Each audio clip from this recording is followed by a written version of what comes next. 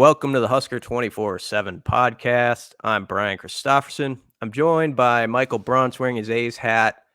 That's pretty nice of you to still wear that thing. Support the boys, even though they're not supporting you guys. They don't care about you. They don't worry about your feelings. They would want to get out of town. They suck, all those things, and yet you have the hat on. Yeah, well, it's hard to pivot when all you own is A's hats. I mean, it would be Okay. like you all of a sudden having to be like, no Twins, like we're out on the Twins. So How many A's it's hats do you have? I have 3, so not a large amount, but that's the only baseball hats I own. So Mm. so here we stand. But yeah, they took 2 or 3 from the Royals, which I've pointed out to a lot of Royals fan friends. And now we're on to New York, where the Yankees are kicking the piss out of the A's. So the Royals are last in the AL right now. Is that right? no, I think the A's just caught them, and then Okay. they lost Sunday, so then they fell back. Well, that'll be something for us to enjoy Yeah, throughout the summer. we can follow that throughout the summer. Happy updates. How do you feel about Jim Harbaugh? Speaking of summer items, big lawn mowing guy says everyone should mow their own lawn. What was your thoughts on that? That's not a surprising take. He's opened himself up to like lawn questions at Big Ten Media Days, right? Like if you Okay. just, you know how they have like the 45-minute session where the guy's up front and you get like the last 10 minutes, it's just like, it's filler. Oh, I know. It's Bo Pelini talking about the meat selection at Hy-Vee, which he did in one, Yes, it did. one Big Ten roundtable. But he's opened himself up for like, you know, what kind of a lawn care does Jim Harbaugh do? What's his pre-emergent of choice? You know, does he aerate? What kind of seed mixture does he prefer? All of these questions are now begging to be asked. So, Yeah. what did you make of it? It's not a particularly surprising take coming from him, if we're honest. No. Yeah, he's that sort of guy who, like, if there's something that was really big in like 1988, he's sort of behind it. And back when I was a kid, I mowed lawn, like 3 or 4 lawns to, that was like how you got going. Like, this is how I'm going to be a businessman. Like, so, I don't know. It seems like it's I hope kids still mow lawns. I hope that's a thing. But yeah, it didn't shock me. I've been struggling with mine. So I used to love to talk about lawn care because I was really rolling. And right now where I'm at, it's just been a dogfight, and I look out there with a little bit of embarrassment. I'll be honest about it. The weeds were taking over the front yard, and yesterday I just I did some work on it, so we'll see what happens. But this is not good for me right now. Than my psyche. You're like that aging pitcher that's lost his fastball. You're just trying to get some strikes over the plate. Yeah, like the guy they bring in when it's like you're down 9-2 in the 7th inning. It's like, can you get us 2 outs, please, to get us through without using up some arms? Yeah, that's what I become with lawn care. So maybe I can turn it around. But the Harbaugh, maybe that got into my head a little bit. I saw that headline. I was like, I got to get out there and do something about this, So that happened. But we don't have to continue on about that topic. Matt Rhule was on the radio last night and hit on a few things. I can go through a couple items. Was that his first hour-long session as head coach? Did he take calls? Husker Were there Radio calls Network, and texts? There were texts. One person texted with inaccurate information that said Satterfield had thrown the ball at South Carolina more than any other team in the SEC or something, and it wasn't correct, and it got corrected within the show. But there were no calls that I remember. The court reporter that's over there tapping away made sure to correct the record. Yeah, raised the finger. Like, no, I don't think that's accurate. Yeah. So I'll go through a couple quick hits, and we're going to talk about running backs as well today. We're doing a thing where we're focusing on one position group in these podcasts each time. Last week was quarterbacks. This time it's running backs. A.J. Allen, by the way, picked Miami. We'll get into that. But on Rhule's show, one of the themes was he was talking about a few of the guys that they've switched positions on. And I don't know if people took it seriously, I don't know what people think when they read this stuff, but in the early parts of the spring, John Bullock came up. Like the first week, I think Tony White brought him up, said he was everywhere. And then John Bullock did come up and do some interviews, and he was brought up here and there throughout it. And you saw that he was with the one defense when the red-white scrimmage occurred. And some people, I think, were like, well, Reimer wasn't there, Henrik wasn't there. We'll see what happens. But Rhule last night talked about Bullock had as good a spring as anybody on this team. And then they even said he could be an NFL guy. Like, I think his move from safety to linebacker has just like changed his whole world. So make what you will of the NFL part. We'll see. But John Bullock is definitely going to be a big part of the conversation in that linebacker competition in the summer and fall. There's no way you can walk away from last night's comments and not think that. So if you thought that was one of those sleepy little spring storylines, I would say it's more than that. Sort of along that theme, he talked about Brody Tagaloa and Janirin Bonner, which everybody kind of knows that move seems to be working out as a hybrid tight end. But they really like Brody Tagaloa, too, on the D-line. And I'm not saying he's going to be a guy who gets the same amount of reps as some veterans or something. But there's certain guys like Brody and Bonner who, if you had asked a Husker fan back in December or even just a week before spring ball, what do you think about their shot on this roster? What's their place? Probably people on the outside looking in would have been like, are they going to be on the roster? I don't know. Like they would have been in that category of guys where you wonder what's going through their heads. And now they seem to really have found fits after their position moves. So they're really liking sort of where they've put guys and how they've responded to their new spots. And so Brody Tagaloa is one of those names to watch in the future, at least as they try to build up depth at that D-line spot. Tagaloa is an interesting case because he was kind of a quiet commit. You had the question mark of where he was going to play. He kind of dallied with tight end. They moved him to defensive line. I don't think he was ever healthy last year. Like the only time I ever remember seeing him, he had some kind of a wrap on, something in a sling. Like he was always kind of, how they kind of have when they run out for the tunnel walk, there's kind of like the guys trailing behind the group that have are on crutches or they've got arms in slings or whatever. He was always with that group. And I mean, even down on the field during the red-white game, I found myself kind of like, was that tag like a little bit not confused, but kind of like legitimately surprised that he was in there kind of wrecking shop the way that he was. And I guess in my mind, there's like a pool of guys that he's part of that if they're able to kind of figure out, again, you don't need like 50 snaps out of him, but if you can get 10 a game, that helps a little bit to get to what Matt Rhule wants to do with the hockey line change up front and playing a lot of guys. So and to your point, I think everybody kind of went into the spring with a list of about 10 guys. And it was like, this is who we need to get rid of in order to get down to the 85 number. And we think these guys are going to leave. And Tagaloa was on that list for a lot of people, I think, just based on kind of how his first year had gone. And to his credit, I think he's really embraced, defense. And I thought he played really well in the spring game. So it's not really surprising. But if somebody emerges from that group, I would kind of put AJ Rollins in there too. And, a few of those other guys are a little bit, probably second or third team guys.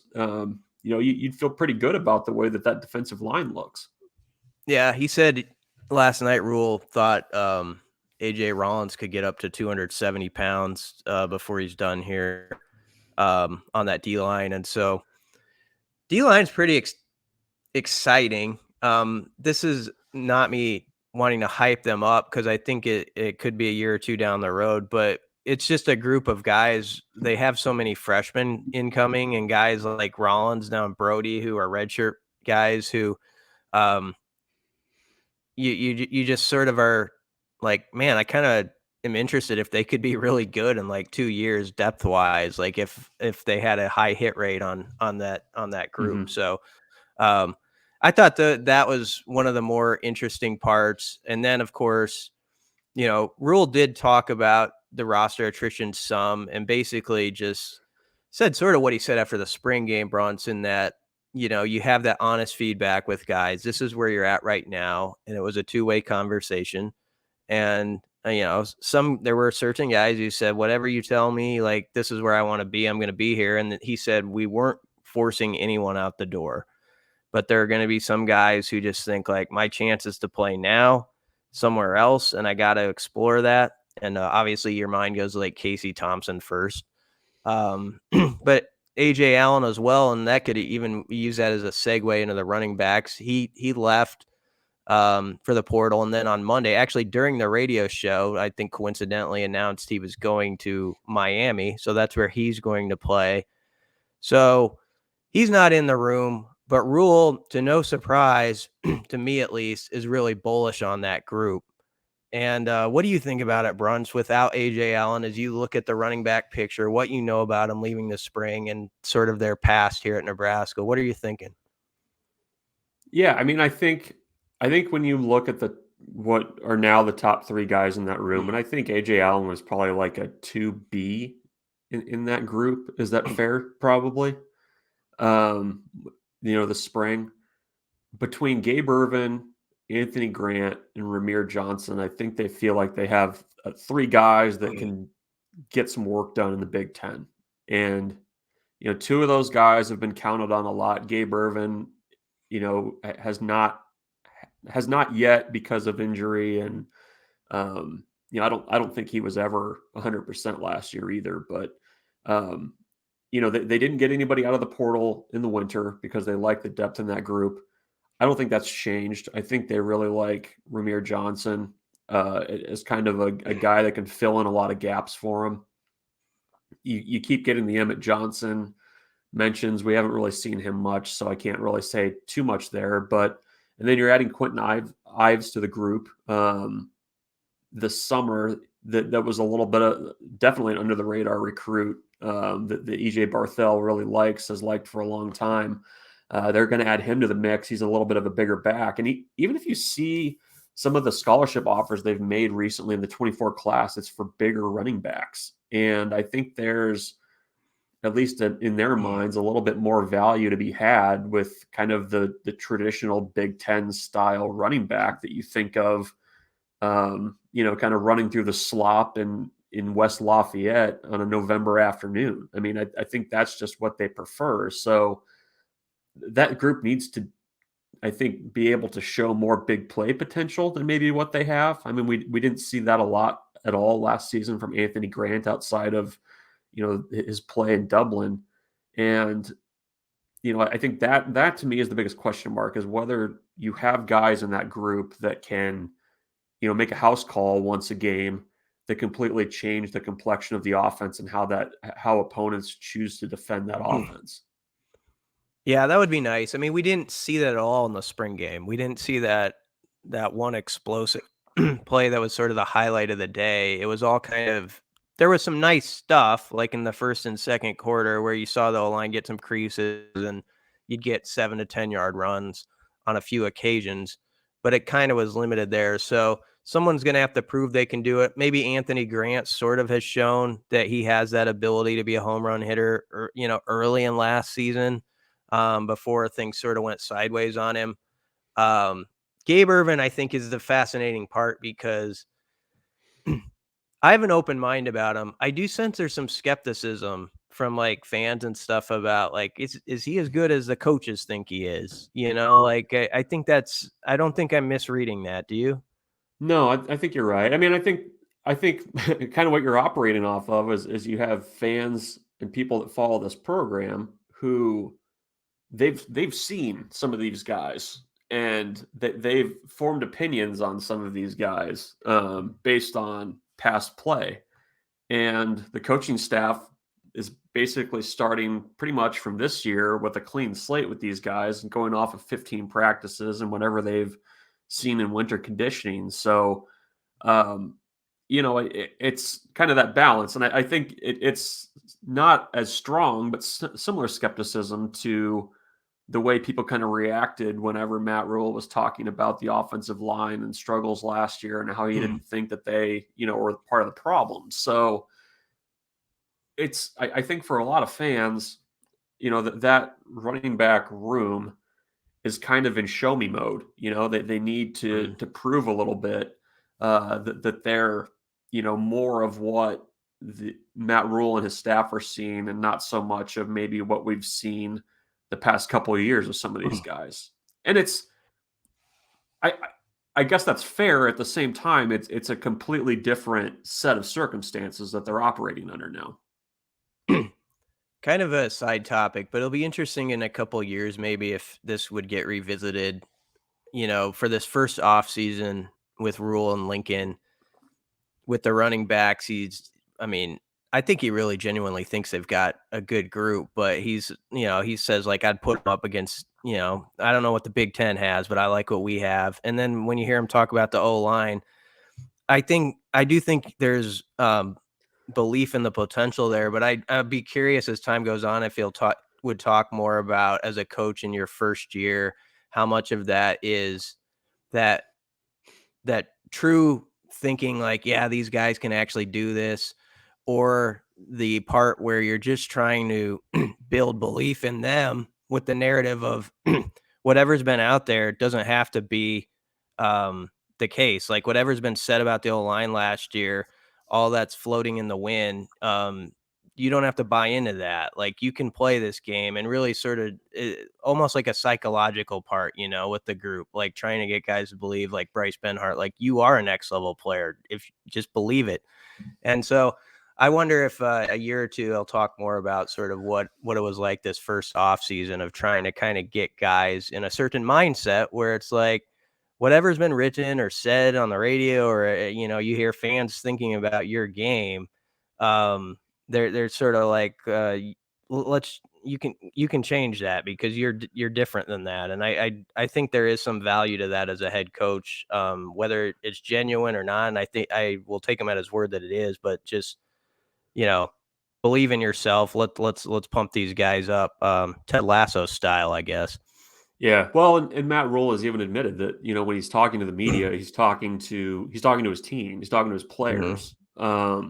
So I think there's probably I don't think that he's the type that's just going to puff a guy up in the media to do it. Like I think I take him at his word there. I think there's also a little bit of what you're saying where you're backing your guys in a public setting, and players hear that. Like I think that's you have to probably do more of that in year one, I would guess, than maybe the more you get into your tenure at a place. So do you I guess that group, and we for the last few years have seen Nebraska hasn't had great running back play. Like since Divine Zigbo, it's been kind of tough sledding at times. Do you think that there's going to be somebody that's going to emerge from that group, or do you see it, for the less of a better description, a by committee approach? It's really guesswork. I mean, if you just went off of interviews and all that, I would say Gabe Ervin is going to. I feel like doesn't it seem like to the coaching staff from what we've heard, if you just took the quotes, he's 1A right now. It kind of does to me. However, I think Ramir is going to have a large say in this season. I mean, last year was weird how it played out, but this staff knew about Ramir before they got here. EJ Barthel's, from that area and recruits that area where Ramir came from. And so I don't think was unfamiliar to them. And I think they know the whole storyline too last year about how he was supposed to be a big part of it, going into fall camp, and then for whatever reason wasn't. But I just keep going back to whenever I see Ramir touch the ball in a game, he usually does something pretty effective, more at a higher clip than a lot of guys do. I mean, even at the end against Iowa, I know he had the fumble. If it was or wasn't, I don't know. But at the end, early in that game, like he looked good. I mean, he ripped off some runs where He had fresh legs, I guess, because he hadn't played all off season. But I thought, like, man, this is just like another indication. Like, why wasn't this guy out there a little bit more? Because I think Ramir can run between the tackles better than he's given credit, or sometimes the thought is, because of his build. He's shown to me he's a pretty physical back. So um, I would say Ramir is going to be in the top two, one way or another. And I think it's going to be Gabe and Ramir. I think that's going to be the guys who are sort of your big hitters. But man, we'll see. Anthony Grant might have something to say about that. Anthony had his moments last year early on where you're like, well, that's dynamic. But I think the thing he's got to show, of course, is can he be a north-south guy in this league? And maybe that's what Gabe Irvin's bringing to the table, is that thought to the coaches, like in the Big Ten, can you be that player who pounds out 3 or 4 yards as opposed to the guy who gets 0 or -1? Right. Yeah. Well, and I forget which day it was, but when Matt Rhule was talking about, in the fourth quarter, they want to be able to run for 75 yards in that quarter and salt away a game. And I keep going back to that with, like, who, let's say you're playing Minnesota in the opener and you're trying to just milk clock. Who are you putting in there to make sure that happens late?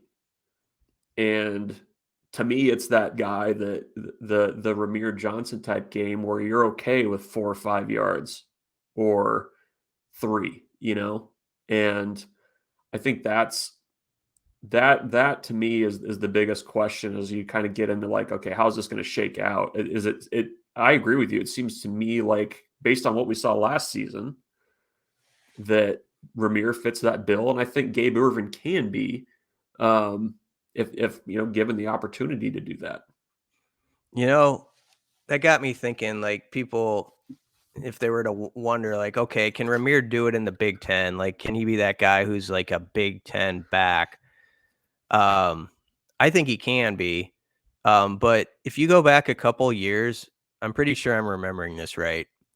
The game at Minnesota where Yant fell or slipped on the 1-yard line after it looked like Adrian had been in. Do you remember that? Was Ramir was running pretty good. Like, they got some momentum going, and he got hit in the head, didn't he? Like, he took a shot to the head on kind of going to the sideline, and it took him out of the game. And I would put all my money on the way he was running and the way they were going downhill with him at that point. They would have got in the end zone, and that might have changed that game and maybe even that season a little bit had that happen. But I think back to moments like that sometimes you can forget about, where Ramir had a lot of wind behind him 2 years ago after he sort of got the playing time at Oklahoma. And then he had a few games where you're like, okay, he's like a dude, like he can play a little bit. And it looked like The he was really Michigan game at home. Yeah, it looked like he was really going to finish on a bang. And it was that game at Minnesota, actually, that kind of slowed the roll a little bit. And because I think he might have had to sit out even a week or two. So that it's just kind of interesting now as you think about Nebraska's next game, the opener, who's going to be a factor in it. You could go back with Ramir's career to Minnesota 2 years ago and actually look at it as a key moment, because he was sort of on the climb and had an injury that I think disrupted it somewhat. How, given the conversation about trying to find somebody that can give you a house call, how big of a loss do you regard AJ Allen as?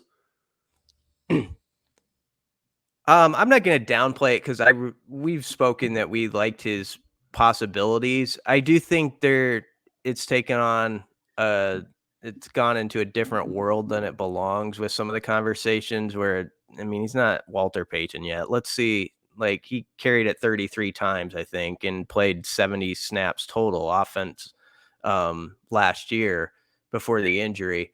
What I really wanted to see from AJ that we never got to see was, like, there was a thought that he ran, I think, bigger than his measurements, because he's actually only like 185 is what he's listed at. But you felt like he was I thought he played like a bigger back. And how was he going to do in the Big Ten? Was he going to be able to carry those extra yards? And I did think when he got hurt last year, he was sort of going to threaten Anthony Grant to be 1A, didn't you? Like at that moment, like it seemed like he was at least going to It make was that an trending that way. interesting conversation. So, I think he's going to be a good player, but I'm not going to go beyond good yet, because it's always hard to tell with running back because there's so many guys. Wouldn't you say Brunt's at that position? Like across high school and college, there's every roster's got like 3 or 4 guys where you're like, he's pretty good or he could be good, but then there's that, that special back or two who just separates from the pack, and those are few and far between. And I don't know if AJ has that or not yet. I'm not to say he doesn't, but some people who might be sort of acting like he's already there. Let's just see how it plays out first. Because I've seen that with backs before here that have gone on somewhere else, and it didn't necessarily take off like you expected it would at another place. I'm thinking of a back from the Pelini era in particular, but I don't know. I think he's a good player, but I'm not ready to say more than that. What do you think? Yeah, I mean that's fair. I mean, I think the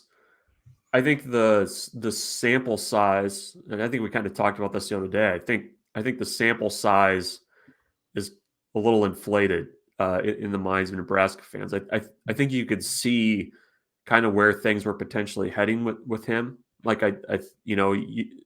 you could see the progression of like as he was getting more opportunity, it seemed like he was quickly kind of getting more comfortable.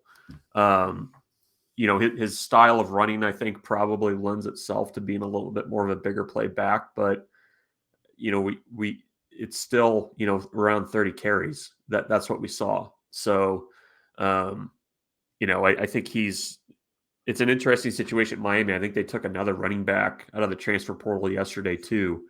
So I'll be curious to see how that plays out. But yeah, I think Nebraska will be okay. I think they just need to find somebody that's kind of that running back that when a defensive coordinator turns on the tape, you're like, okay, we need to be really careful against this guy or he can really burn us. And I don't know if Nebraska has that guy. Maybe they have him, but it maybe is not apparent yet that's what they have. Yeah, they're definitely going to have to prove they have that game breaker, or even if he's not a game breaker, the guy who's just your Mo Ibrahim type guy, who's just like, man, you've been through it because he's going to hit you as much as you're going to hit him.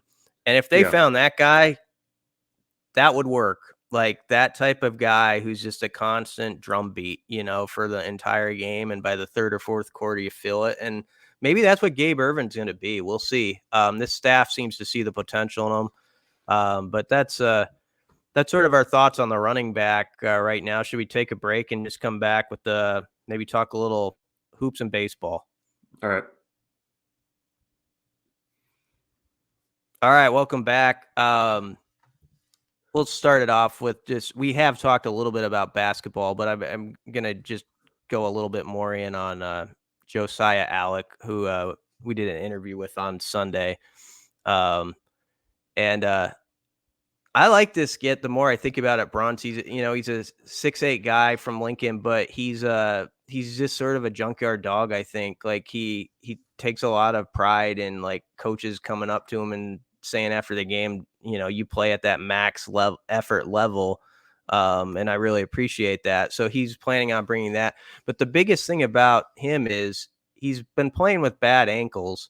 And last year he got one worked on prior to his season at New Mexico, but he didn't want to double down and do the other one at the same time. So he got that one fixed after this season. And he should be back full health by about the time they take their trip to Spain in late July, early August. And so he's pretty excited to show what he can do, hopefully with 2 good ankles, which he doesn't think he's had.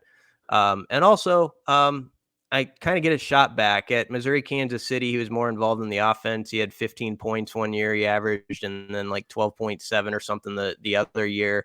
He's been a constant rebounding presence, but he has shot like 36% from behind the arc prior to New Mexico. So he is a guy who can extend the floor a little bit.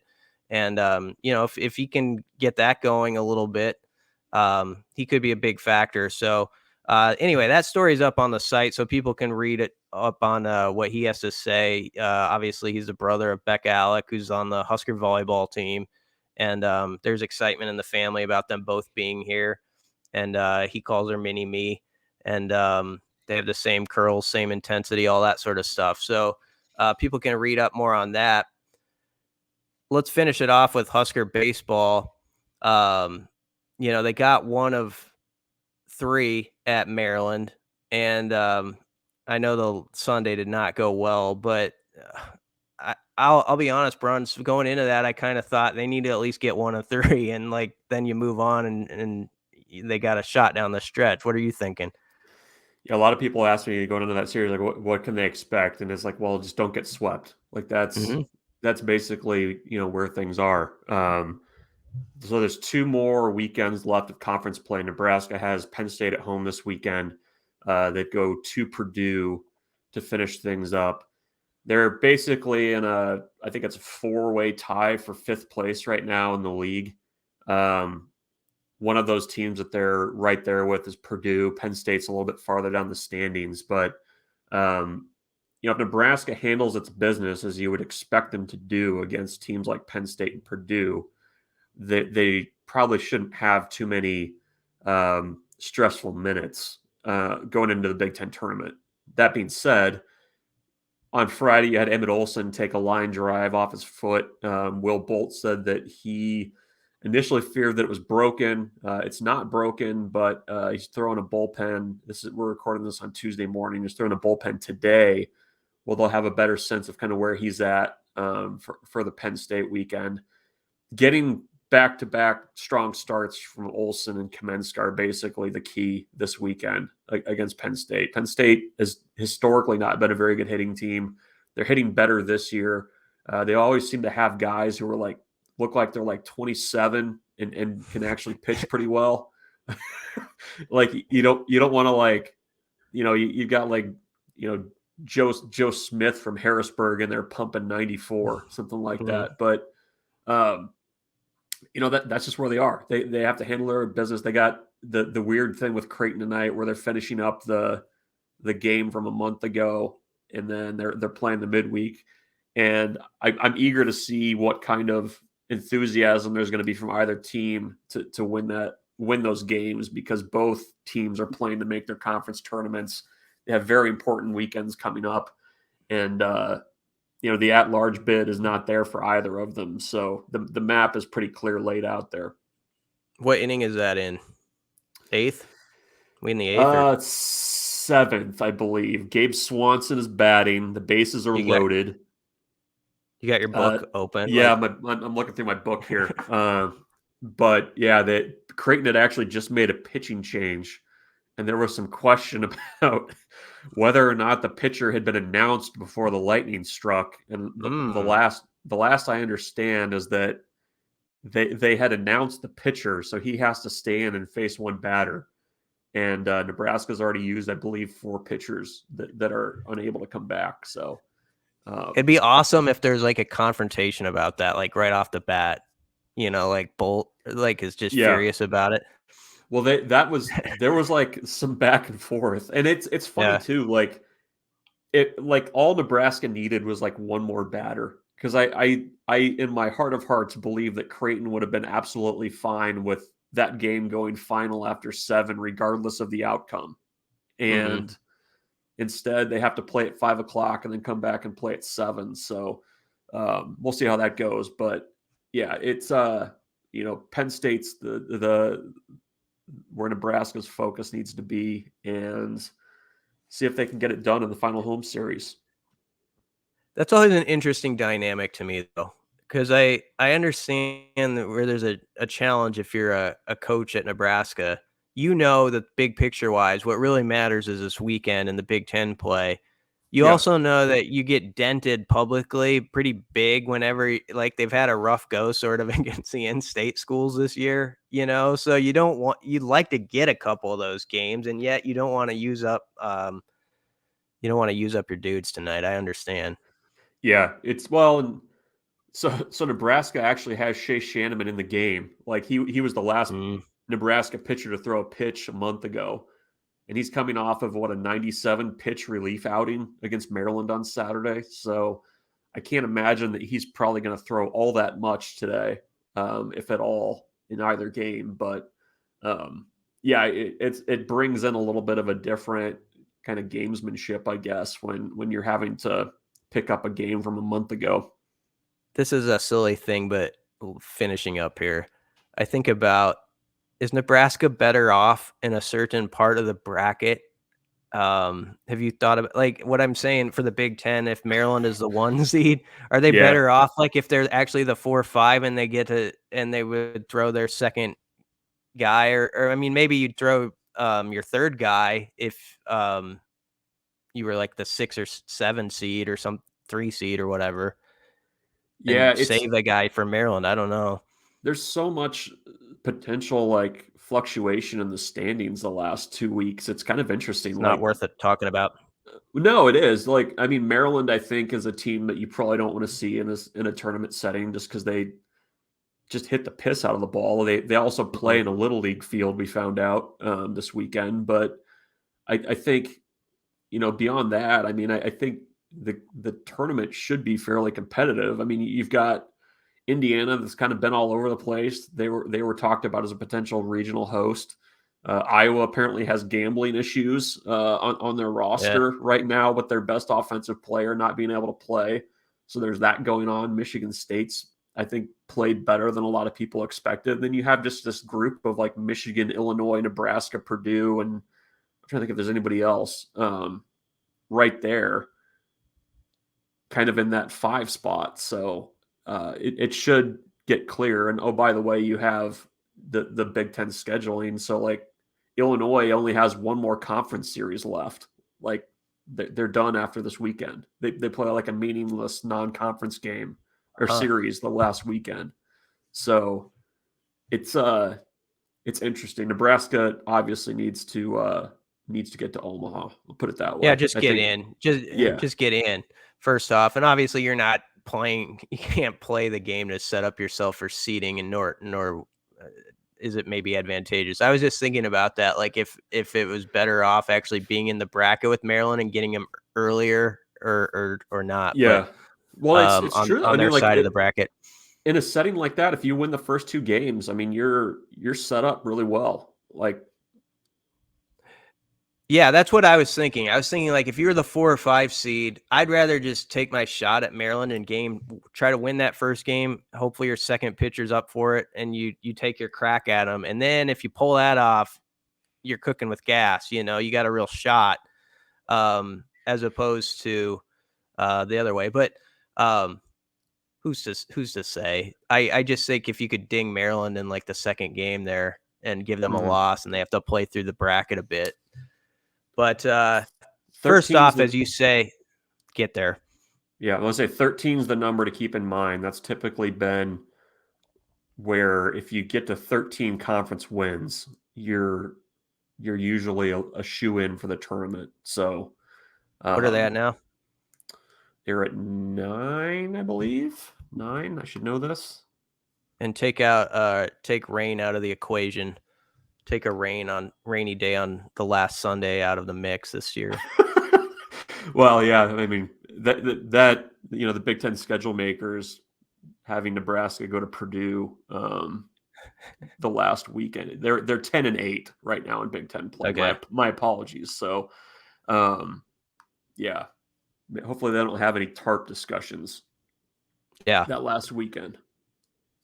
Well, we'll save our thoughts on TARP and rain delays for the next podcast. We hit on so many thrilling things already, but come back to Husker 24/7 for all the latest. Even though it's May, there's still stuff going on.